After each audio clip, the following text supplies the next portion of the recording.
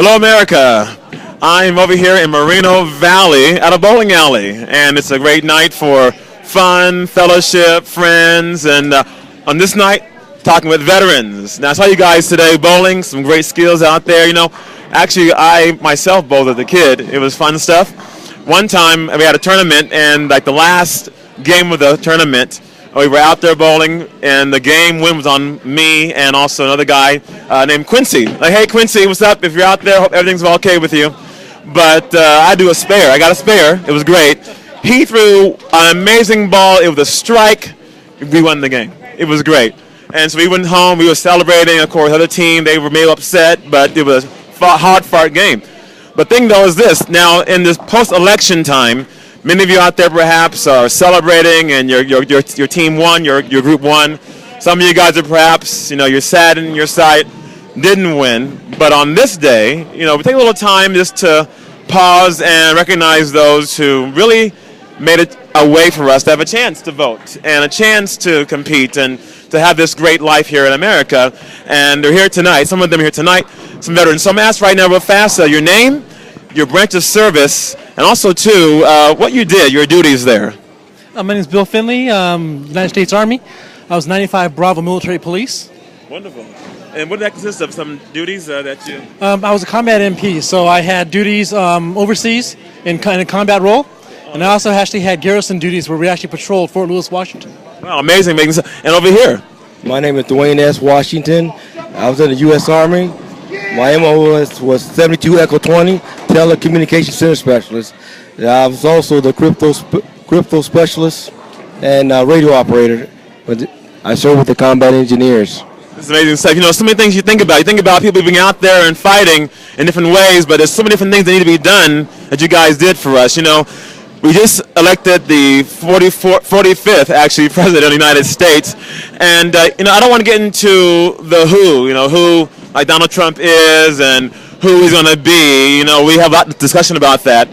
But we step back to the 35th President, JFK, and he made a great line where he said, ask not what your country can do for you, ask what you can do for your country. And that's the big question right here is this, is for those who are younger and we're going to a new year, what can they work on doing? Make this country better like you guys did back when you were younger, getting things done. What can they be thinking about individually, perhaps? If there's one thing, what can they do? What can they be working on? It's not the same country as it was when Scotty over here was in, or even when I was in. Scotty's baby boomer over here.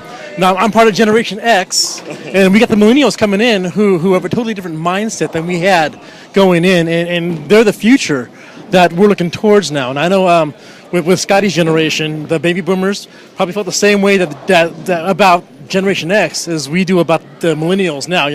Lazy, maybe the entitlement, we were latchkey kids. You know what? They're going to have their own way in this world. They're going to go ahead and do their own thing, just like we did and just like Scotty's generation did. The best advice I can go ahead and give them is, this country was built by people like us, like you, and just do what you're going to go ahead and do. Because regardless, you've got to love this country. Regardless who's in charge, one person's not going to go ahead and make or break this country. I don't want to get too political with you, but, Obama had 8 years in office. You had a lot of people out there who didn't think he was going to go ahead and be a good president. You had others who thought he was going to be a great president, and he actually did a really great job in office, right? So he wasn't the Antichrist that everybody thought he was, right? And I don't know if Trump is going to go ahead and be a great president, a good president, or whatever, but we got to give him a chance. Got to give him a chance out there. So to all the actual millennial generation, do what you're going to go ahead and do. Love this country because what we have. We had a lot of great soldiers, great military who fought for our freedoms.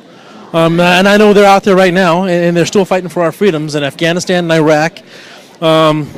Keep doing what you're doing. Yeah, and the great soldiers, the great fighters, man. And again, what can young people especially be thinking about that they can do, no matter who's in office? What can they be doing to further this great country? For one thing, they need to show love and respect for all authorities, including all the police officers. I know we have a history with the police, but then the same token that the people go out there commit the crime and they and end up getting themselves killed because of the their action, and then all of a sudden everybody's mad, and it's just been out of control.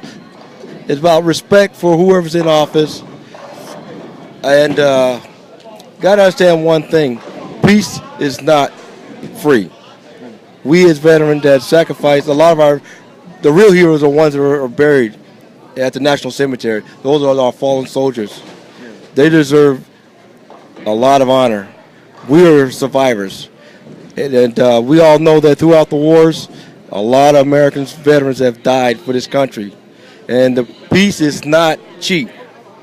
But I know we're living in turbulent times, and it's totally different. But we need God back in America. Without God, this nation would not survive.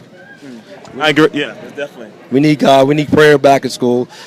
We need to return to righteousness. We need national prayer. We also need to pray for our leaders so they can have godly wisdom so they can try to turn this country around. One man can't do it, but we got to give Trump a chance. That's encouraging. So no matter who you are and what you believe in and who you're for, giving somebody a chance and showing some respect. Right. And when it comes to respect, I mean, no more. The best respect goes to you guys, who came and served and made a way for us to keep focused and have some faith. So thank you for the hope. Thank you for your service. Thank you for your time right here. This is amazing. And to you out there, hey, what I'd like to say is go out there and you are a city. Like a city, people need you like we need our great veterans, all right? So, hey, by all means, comment here on YouTube. Go on Facebook, talk to the veterans, give them your thanks. And this is going to continue throughout the month, all right? So stay tuned, and thank you, all the veterans.